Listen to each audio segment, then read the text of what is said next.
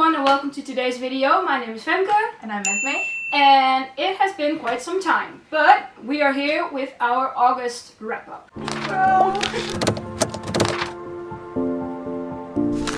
For me, it hasn't been the greatest reading month because I've been working all throughout the summer and basically it was like work, sleep, work, sleep, work, sleep.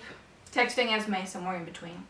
Yeah, when I had like 2 seconds time or like on bathroom break, just a text. Yeah. But we're back kind of, but that does mean that I only read like a few books, like 6 or 7. I read a couple more, like 9 or so, I think. Yeah. But then again, I didn't have to work, so. No, she actually had like holiday. But I am going on holiday in a few weeks. And I'm really excited for it. I need to miss you for an entire week. Yeah, you just missed me for like 3 months. It's true. So, that's true. But without further ado, let's get into the books that we've read. I'm gonna start off with the books that I've read during the booktubeathon, and there was a lot of hits in there, but there were also some misses. Well, no, one miss, and that I'm gonna start with, so we can get that out of the way. And that was The Night Circus by Erin Morgenstern. If you recall multiple videos in which I've mentioned this book, you know that I was really excited to read this. And when I actually got into it, it was not what I was hoping. It was so plot driven and not, the characters were not important, the time hops were super annoying. At one point it was 1800s and then 1900s again and then 1800s and then I could not make sense of it for the life of me. And I just did not like it at all. So I gave it 2 out of 5 stars and will definitely not recommend this one. I remember getting like a string of texts from you going from excited like I'm finally starting this to just going like wah, wah, wah. Yeah, basically. The best thing about this book is the cover. Pretty on the outside, but not on the inside. Yeah. Since I didn't do a wrap-up for July, I'm just quickly going to incorporate the books that I read in July, which is basically one series, 7 books, and that are like the House of Anubis novelizations, I think you should call them. Like 10 years ago we had a really popular children's series called House of Anubis, except in Dutch. Yeah. Like I said, it was tremendously popular and they made books, which basically is the same story as the series. Yeah. So instead of basically going from a book to a series or a movie, it was the other way around. Yeah. I really like them. I mean, they're children's books, so obviously, I mean, not everything is super thought out and everything. I gave them all somewhere between 3 and 4 stars. Some of them I gave 3 stars and some of them I gave 4 stars. But overall I just really like them and I especially just love the nostalgic feeling it gave me because I used to love to watch it as a kid and now I just got to revisit that. And in addition it's about like Egyptian mythology, which if you know me, hey, it's like everything I need in life, which is why I'm going to Egypt on holiday.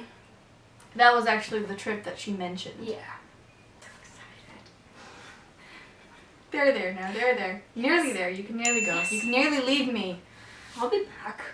The second book that I read during the booktubeathon, I don't remember if this was exactly the second read for me, but that was Thunderhead by Neil Shusterman.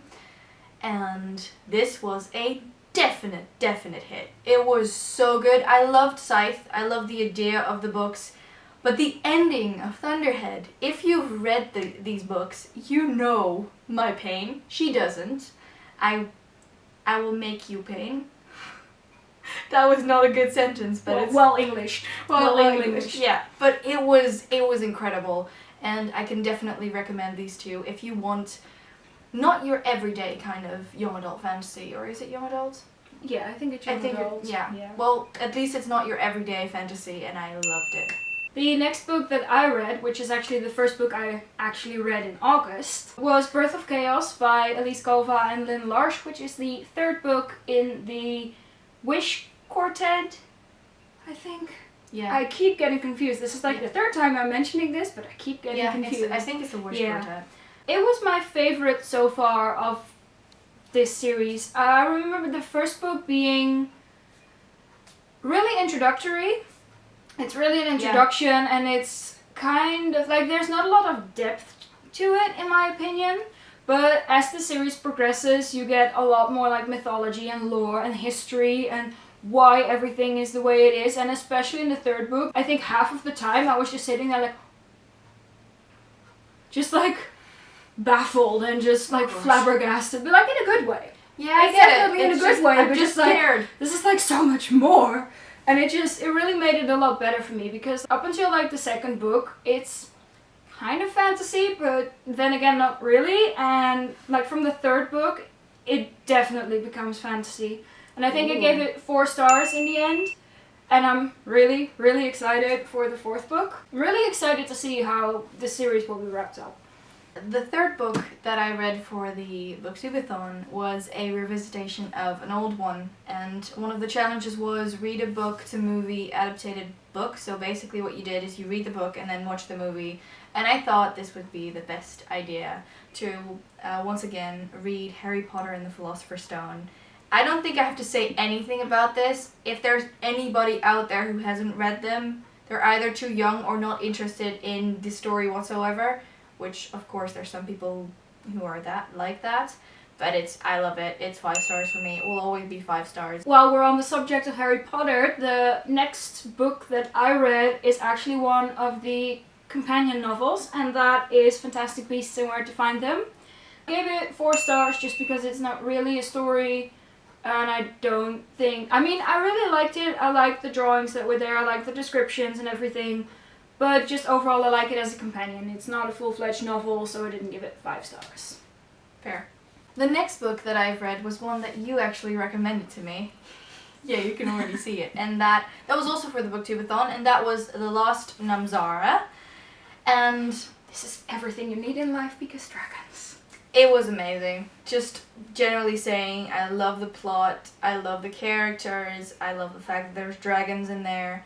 The only thing that I do have to mention that we found out both after we read it is that the second book is not going to be centered around the same protagonist.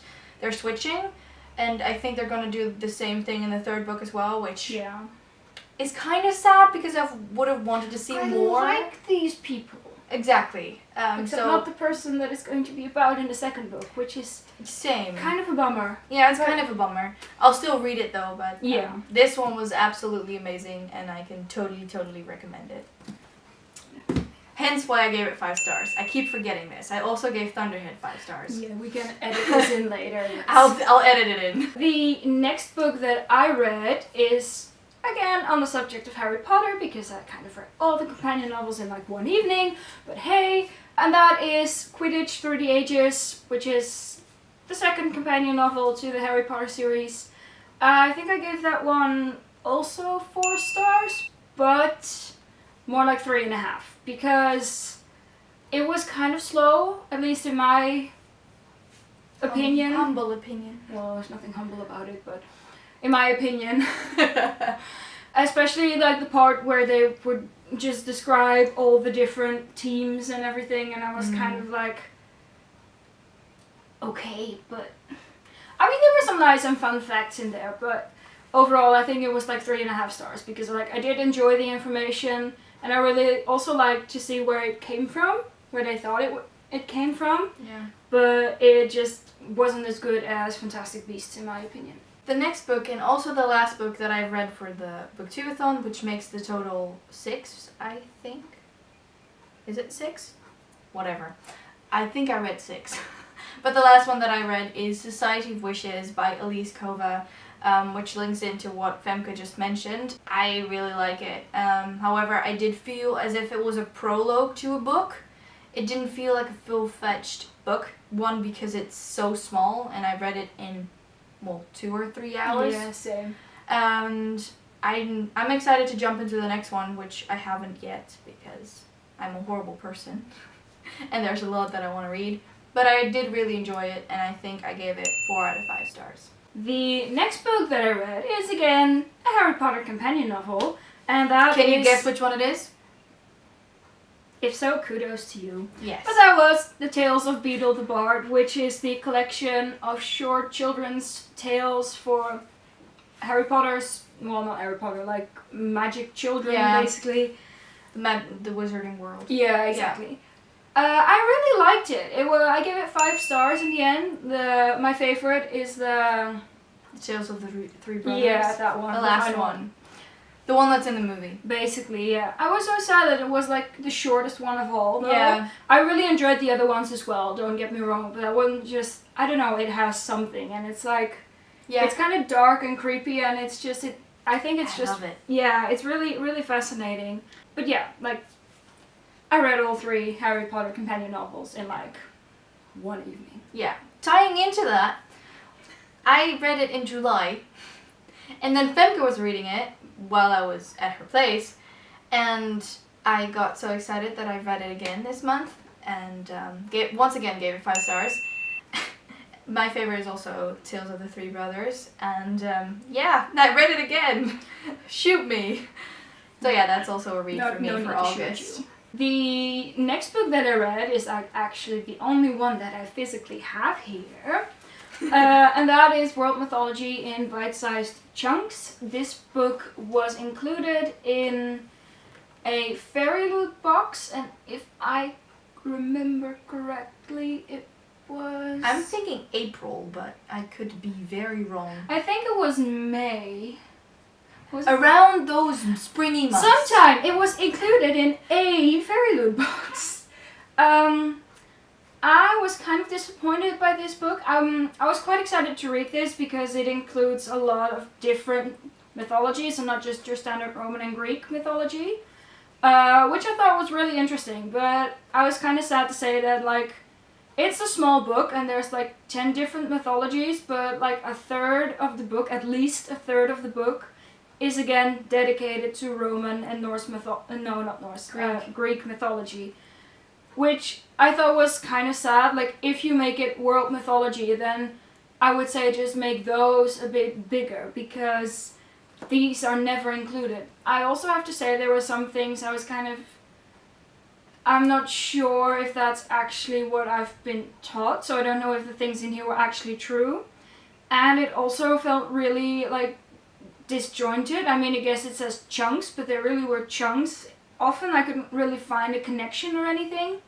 So I was kind of sad. I gave this one 2 stars, just because it didn't feel as if it was like one book. It just felt like random chapters of different books and everything had been thrown together. Talking about Harry Potter, which is a theme this month, I continued on with the series, and in the month of August I also read Harry Potter and the Chamber of Secrets and The Prisoner of Azkaban. Both of them are obviously 5 stars. I do have to say that The Prisoner of Azkaban has always been my least favorite out of all of them. I do have to say that I liked it more now than I did when I was a kid, but I still think that the first 2 and the other ones they're just nicer to me. I know that a lot of people find that this one is their favorite. I'm sorry if I offend you, I didn't mean to.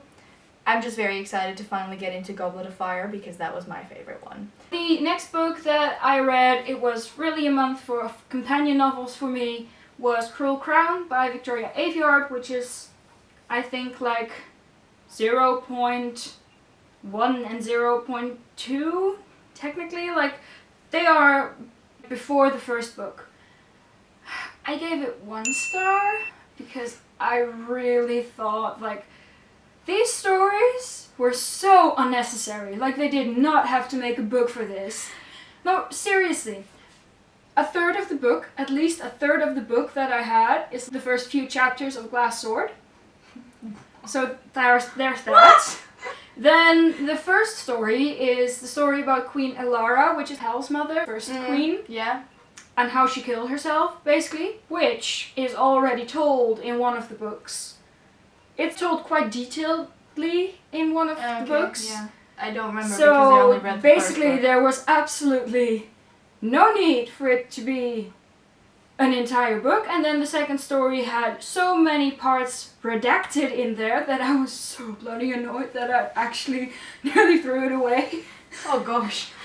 So yeah, I think I also wrote something in my review, like, and all the redacted was just so bloody redacted annoying.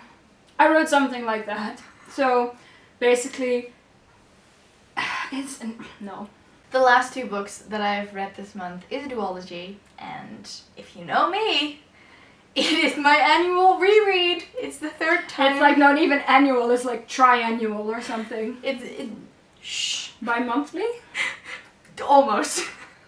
And if you haven't guessed by now, that is The Wrath and the Dawn and The Rose and the Dagger by Renee Ahdieh. Please don't hit me in the face. I'm not trying to hit you in the face. If so, I'm sorry. But they're beautiful books, so rather be hit in the face by this than another one. Alright, so I will not be hit in the face, please. They're both 5 stars for me. All-time favorites. I am in love with Khalid, which you know. And Jalal. And all my babies. It's just amazing. And if you haven't read these, shame on you. You should. You should. I'm gonna hold these for the remainder of the video. Well, the final book that I read was another companion, and that was Night of Cake and Puppets by Laini Taylor with illustrations from Jim DiBartolo, which is her husband, which is like the most adorable thing ever. Also, Night of Cake and Puppets is so adorable. Like, it's such a cute story. It's like you have this great, amazing fantasy world and just these 2 normal people in there, and they fall in love, and it's so cute. It's like, I don't do cute, but it's so adorable. Mick is just so adorable. Yeah, but like also like the combination, like Mick and Susanna, it's like, it's so adorable. They're so adorable. I gave it 4 stars in the end. I have to say that I also really like the illustrations as well. I don't usually read a lot of books with illustrations in them, but I have to say I do think like Jim DiBartolo is a really talented artist, and his drawings are absolutely gorgeous. This is everything we've read in the month of August. And for me, July. Yeah. Sorry if this video is late, because it is. And long, because it also is. Yeah, but you know us by now, so. We talk too much. Yes, we do. But we want to thank you for watching. You can comment and say things. That is great messaging, Esmay. Talking. I cannot talk. Can I do that again? That's not what I wanted to say. You can leave comments down below. You can click the like button and the subscribe button and also the bell icon if you want to be notified every time we post a video again. And we want to thank you for watching. And we will see you next time. Yeah. We will see you next time. As we so eloquently didn't say. Bye!